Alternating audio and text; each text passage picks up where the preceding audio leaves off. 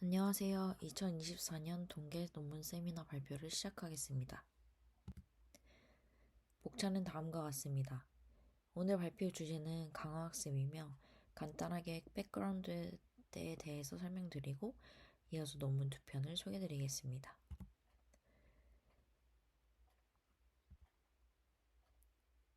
먼저 백그라운드입니다.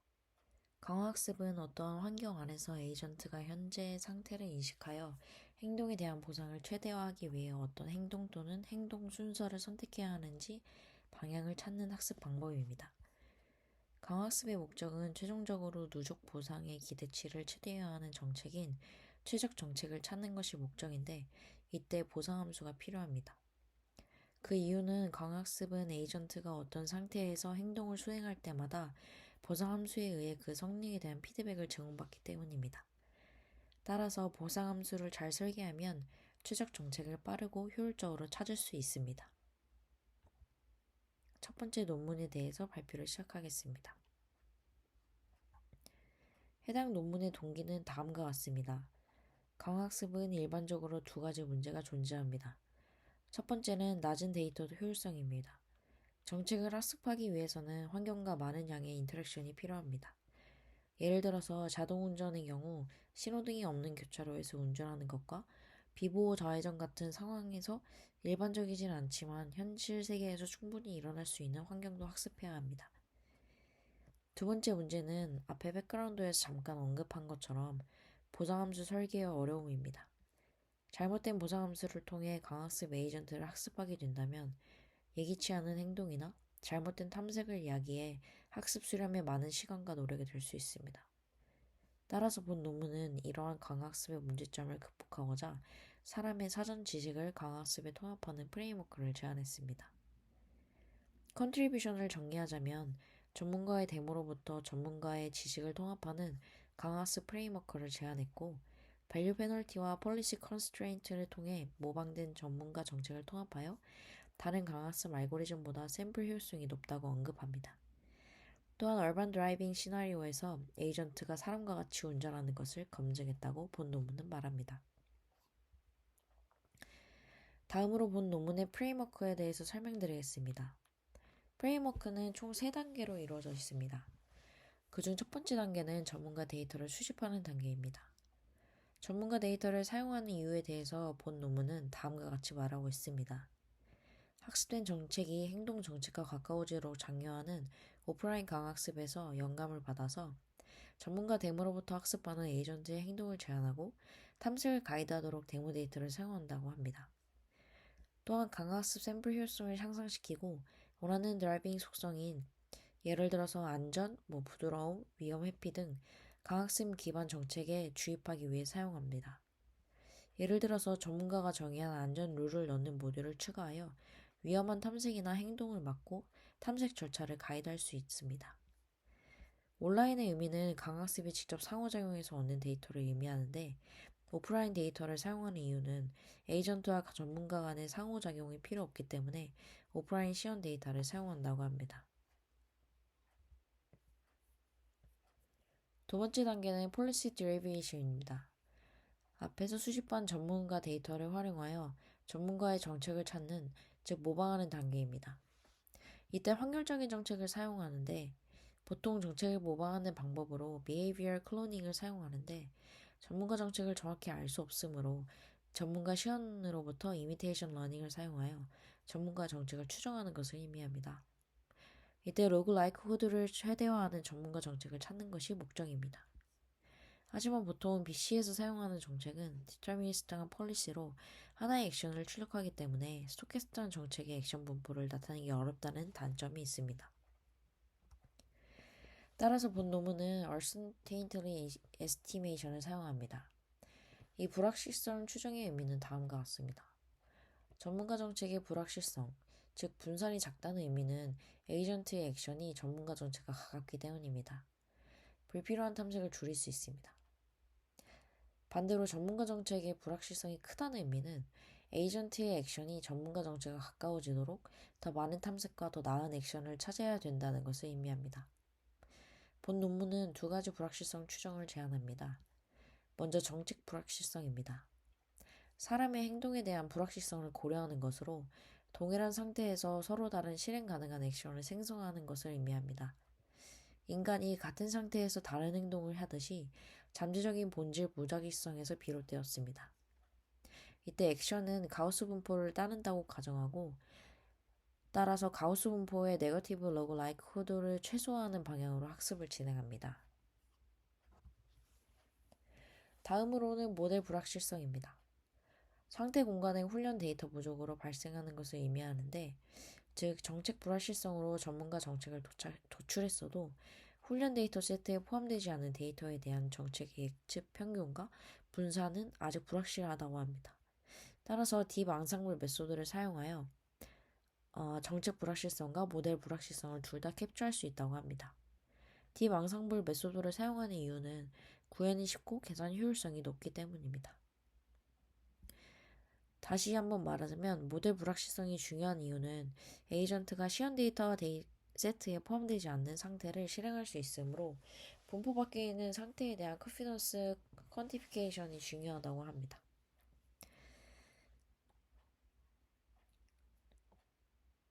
그 데이터에 대해서 서로 다른 초기화와 순서를 사용하여 M개 네트워크의 앙상블을 사용한다고 생각하시면 됩니다. 세 번째 단계는 강화학습 단계입니다. 즉, 앞 단계에서 모방한 전문가 정책을 알고리즘을 통합하는 단계로 에이전트의 정책을 모방한 전문가 정책으로 정교화하는 방법입니다. 이때 정교화하는 방법으로 두 가지를 제시하는데, 첫 번째로 밸류 페널티입니다. 이 밸류 페널티는 밸류 펑션이 다이버전스 페널티를 추가하는 것으로, 이 밸류 펑션은 상태에 대한 함수를 의미하는데 어떤 상태에서 에이전트가 얼마나 좋은지 측정하는 것을 의미합니다. 따라서 여기에 다이버전스 페널티를 추가합니다.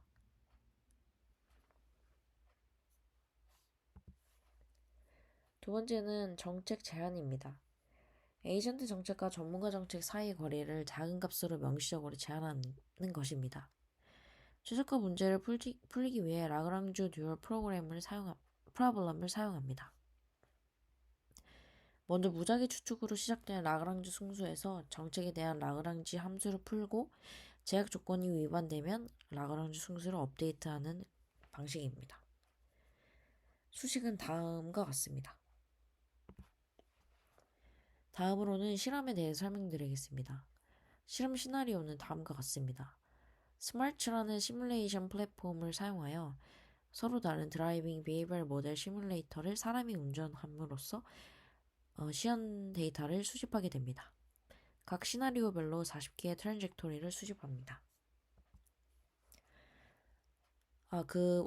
각 시나리오라는 것은 두 가지의 다른 운전 스타일과 교차로를 의미하는데, 두 가지의 다른 운전 스타일은 어그레시브한 것과 컨서베이티브한 운전을 의미합니다. 어그레시브한 것은 공격적인 드라이빙을 의미하고, 컨서베이티브는 모든 교차로에서 항상 멈추고 충분히 앞차와의 거리를 두는 그런 보수적인 운전을 의미합니다.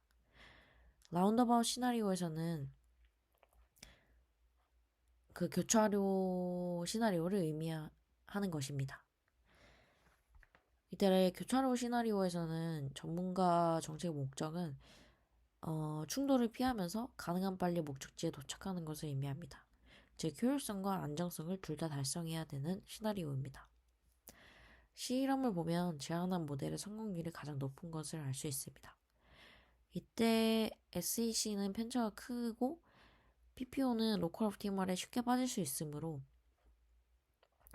그 다음에 게일은 훈련 세팅이 어렵고 파라미터에 민감하기 때문에 제안한 모델이 가장 높은 성공률을 볼 수 있다고 합니다.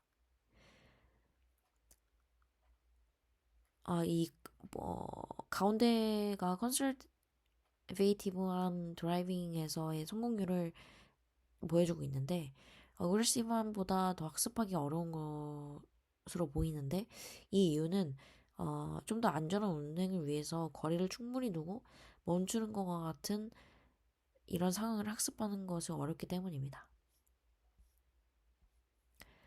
교차로 드라이빙의 경우에는 이 밸류 페널티가 더 좋은 성능을 보이는데, 이 이유는 환경에서 얻는 리워드가 스parse할 때 리워드에 추가적인 피드백을 줌으로써 더 나은 정책을 찾을 수 있도록 도와주기 때문이라고 본 논문은 말하고 있습니다.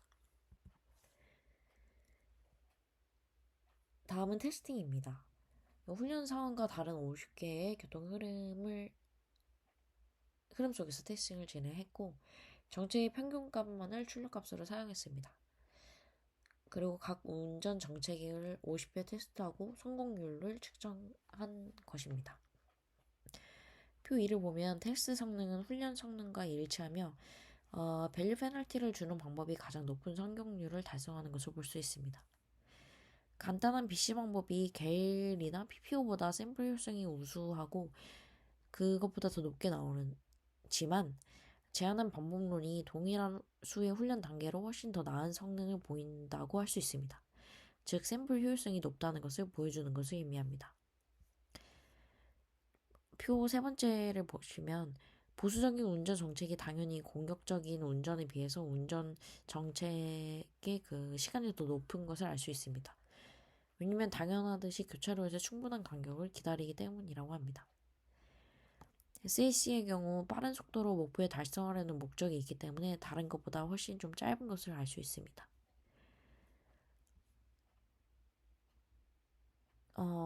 또 교차로에서는 차량이 더 느린 속도로 원래 운전하기 때문에 왼쪽 두 개보다 시간이 더 길게 걸리는 것을 알 수 있습니다. SAC는 게일과 PPO보다 빠르게 실행할 수 있지만 차선 변경 등을 학습하지 않으므로 제한 방법론에 비해 더 긴 학습 시간이 필요하다고 본 논문은 얘기하고 있습니다.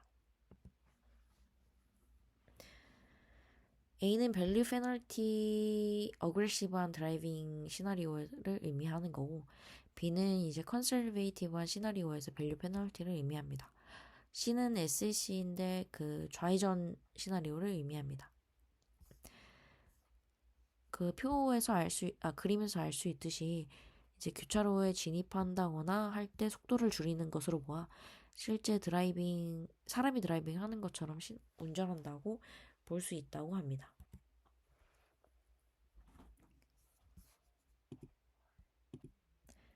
여기서도 이제 교차로에 진입할 때 감속하고 그다음에 더 빠른 속도를 내서 내부 차선을 변경하고 교차로에 나갈 때 다른 차량을 기다리기 위해 속도를 줄이는 것으로 보아 휴먼 라이크 드라이빙처럼 운전하는 것을 알 수 있습니다.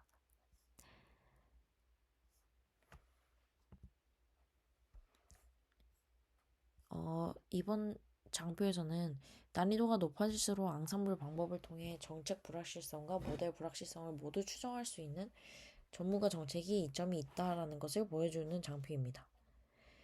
보수적인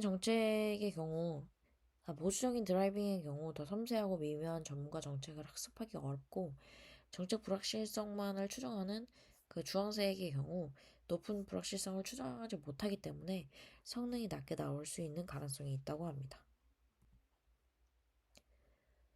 다음은 훈련 샘플 사이즈를 늘리는 것을 보여주는 건데 훈련 샘플 사이즈를 늘리는 것이 전문가 정책을 훈련하는 데 도움이 된다는 것을 보여주는 것입니다. 마지막으로는 디스커션입니다. 전문가의 높은 수준의 결정을 시험 데이터를 사용한다는 것이 한계입니다. 예를 들어서 실제 드라이빙에서 전문가 정책처럼 운전하는 모든 시험 데이터를 수집할 수 없기 때문에 실제 어플리케이션에 적용을 한다면 그러한 것이 한계점이라고 생각할 수 있습니다. 또한 강학습의 특징이지만 많은 하이퍼 파라미터 도입으로 인해 튜닝이 오랜 시간이 걸린다는 단점이 있습니다. 다음으로는 두 번째 논문에 대해서 발표를 이어하도록 하겠습니다. 본 논문의 모티베이션은 다음과 같습니다. 이 강학습 자체는 보통 처음부터 작업을 반복적이고 자동적으로 완료하기 위한 효율적인 정책을 학습하도록 설계되는 것입니다. 하지만 원래 실제 세계에서는 한 번의 시도에서 새로운 작업을 성공하는 것을 원합니다. 예를 들어서 사람이 직접적으로 감독할 수 없는 무너진 건물에서 물건을 회수하는 재난 구호 로봇의 경우 한 번의 시도로 물건이나 사람을 회수해야 되며 알 수 없는 장애물들에 대처하고 제2전의 건물에 대해 갖고 있는 지식을 활용할 수도 있어야 합니다. 즉 이러한 본 논문은 이러한 상황을 싱글 라이프 레인포스먼트 러닝이라고 정의를 하는데 이 SLRL은 에이전트는 어떠한 형태의 참신함과 맞서 싸우면서 이전의 경험들을 활용하고 개입 없이 한 번의 에피소드 안에 작업을 완료하는 것을 의미합니다. 즉, 본 논문은 이러한 상황에서 작업을 성공할 수 있는 방법론을 제안했습니다. 컨트리뷰션은 다음과 같습니다. 이 강학습에서 새로운 상황에 자율적으로 적용하도록 학습하는 자연스러운 환경을 제공하는 SLRL 문제를 공식화했습니다. 이것은 실제 세계에서 많은 상황들을 모델링하는 데 유용한 프레임워크라고 합니다. 사용 가능한 이전 데이터의 품질에 덜 민감하고 한 번에 원하는 작업을 완료하는 방향으로 쉐이프드한 리워드를 가진 에이전트를 제공하는 QWALE를 제안했습니다. 이 SLRL 세팅에 대해서 말씀드리겠습니다. On-the-fly adaptation으로 즉각적인 적응이 요구되는 상황을 의미합니다. 즉 인간의 개입이나 감독 없이 한 번의 작업을 완료하는 것을 의미하는데 이것은 어렵다고 합니다. 그 이유는 실제 세계와 같이 유익한 형태의 보상을 이용할 수 없을 때 어떠한 개입 없이 익숙하지 않은 상황으로부터 회복하는 것이 어렵다고 합니다. 예를 들어서 수색 구조 로봇은 원하는 물체를 찾기 위해 작업이 모두 완료한 후에만 보상 신호를 받을 수 있습니다. 따라서 그것을 받지 못하면 알 수 없는 잔해에 갇힐 수도 있는 것입니다. 본 아래의 그림은 에피소드 강학습과 리셋 프리 강학습, 그 다음에 싱글라이프 강학습에 대한 차이점을 보여주는 장표입니다. 에피소드 강학습은 에이전트를 재설정하여 익숙하지 않은 상태에서 다시 에이전트가 다시 학습을 수행할 수 있도록 복구할 수 있습니다. 리셋 프리는 강학습을 재설정하지는 않지만 여러 번의 시도를 통해 최적의 정책을 찾는 강학습이므로 SLRL과 환경과 다르다는 것을 알 수 있습니다. 즉 이러한 상황에서 목적을 달성하기 위해 적응 프로세스를 안내하고 에이전트가 멈췄을 때 복구하는 도움이 되는 중간 형태의 보상을 제공하는 방법이 필요합니다. 이를 위해서 에이전트의 이전에 경험했던 그 분포에 대한 리워드 쉐이핑을 활용합니다. 게일도 이러한 방법과 비슷하지만 두 가지 차이가 존재합니다. 전문가의 시연 데이터를 사전 데이터로 제공하는 게일과 다르게 SLRL은 오프라인 서브 옵티멀 데이터를 사용합니다. 즉 완벽하지 않은 데이터를 사용할 수도 있다고 합니다. 다음으로는 게일은 에이전트가 이전 데이터의 전체 분포와 일치하도록 훈련하지만 SLRL에서는 여러 번 학습시키지 않습니다. 즉 SLRL 세팅에서 이전 데이터와 서로 다른 상태에서 추정된 Q값에 따라 서로 다른 양의 가중치를 부여하는 QWALE 방법으로는 제한합니다. 즉 이는 더 높은 값을 가진 이전 데이터의 상태로 이동하도록 인센티브를 제공하여 에이전트가 작업 완료에 더 가까워지도록 장려하는 겁니다. 이때 두 가지 가정을 했는데 프리트레이닝을 위한 오프라인 사전 데이터를 사용했고 싱크 상태는 없다고 가정을 했습니다. QWAL에 대해서 설명드리겠습니다. 이 리워드 펑션이 스파스한 상황에서 효율적으로 작업을 완료하기 위해 사전 데이터를 사용합니다. 오프라인 사전 데이터를 사용하고 또 이 데이터가 서브옵티멀하다고 가정함으로써 데이터의 품질을 강건하도록 학습을 할 수 있습니다. 기존의 게일과 같은 방법론은 이전 데이터가 전문가 데이터로 구성되고 전체 데이터 분포와 일치하도록 에이전트를 교육하지만 SLR의 상황에서는 가능한 한 번에 빨리 해결하는 것을 목표로 하기 때문에 사전 데이터를 모방하는 학습이 아니라 사전 데이터에서 가장 좋은 상태와 유사한 상태를 찾고 더 나은 상태를 더 선호합니다. 즉 스테이지와 액션 분포를 일치하는 최적화 문제를 푸는 것입니다. 수식은 다음과 같습니다. 이제 소스 MDP에서 훈련된 Q 펑션을 사용하여 이용한 트랜잭션과 아닌 트랜잭션을 구분하는 웨이티드 된, 그러니까 가중치를 주는 디스크리미네이터를 훈련시킵니다. 이 디스크리미네이터 훈련 목표는 이전 데이터를 기반으로 현재 상태보다 더 나은 결과로 이어질 거라고 믿는 상태로 에이전트를 유도하는 판별자를 얻는 것입니다. 이 디스크리미네이터의 example의 가중치를 부여하기 위해서 Q값을 사용하면 목표와 더 나은 상태를 선호하게 된다고 합니다. 이때 사용할 때 스탠더드 크로스 엔트로피 로스를 사용합니다. 알고리즘은 다음과 같습니다. 실험입니다. 4개의 도메인에 대해 사전 데이터를 수집합니다. 그 도메인에 대한 설명은 다음과 같습니다.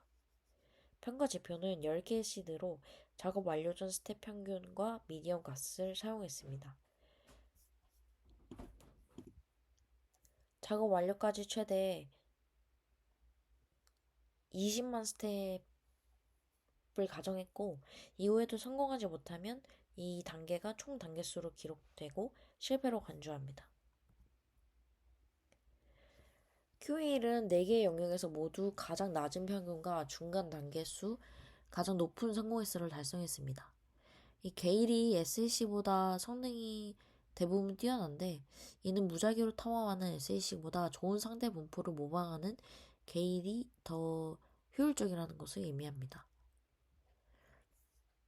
하지만 게일은 최적 경로에 따라 모든 전환에 대해서 동일한 가중치를 부여하는데, QWeight은 가중치를 부여하기 때문에, 그러니까 서로 다른 가중치를 부여하기 때문에 효율적이고 안정적인 작업으로 유도됩니다. 따라서 더 나은 성능을 보여주고 있습니다.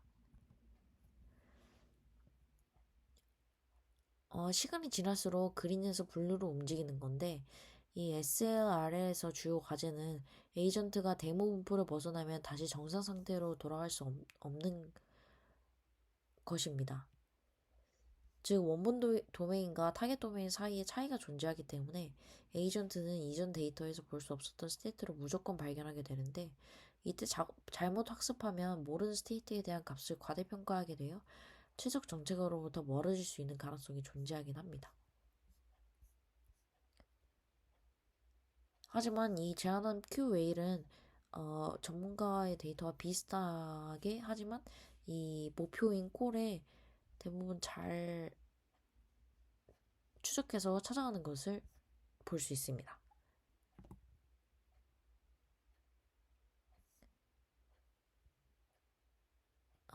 두 가지 계열 베리언트에 비해서 제한 방법론이 더 성능이 좋다는 것을 의미하는 장표입니다. 제한한 방법론은 석세스를 보시면 모두 다 석세스 넘버가 10개 중에 10개 다 성공하는 것을 볼 수 있습니다.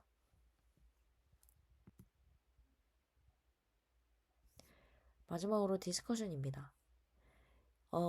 이 본 논문의 는 모두 소스 도메인에서 미리 훈련된 정책과 가치 함수를 사용하기 때문에 일부 시나리오에서는 이러한 미리 훈련된 정책과 가치 함수를 얻기 어려울 수 있습니다.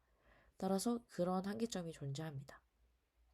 또한 소스 MDP와 타겟 MDP의 보상과 스테이트 스페이스가 동일하다고 가정을 하기 때문에 만약에 이게 다른 상황에서는 본 논문이 제안하는 방법론이 제대로 작동을 안 하는 그런 한계가 있을 수 있습니다. 이것으로 두 개의 논문 세미나를 마치겠습니다. 감사합니다.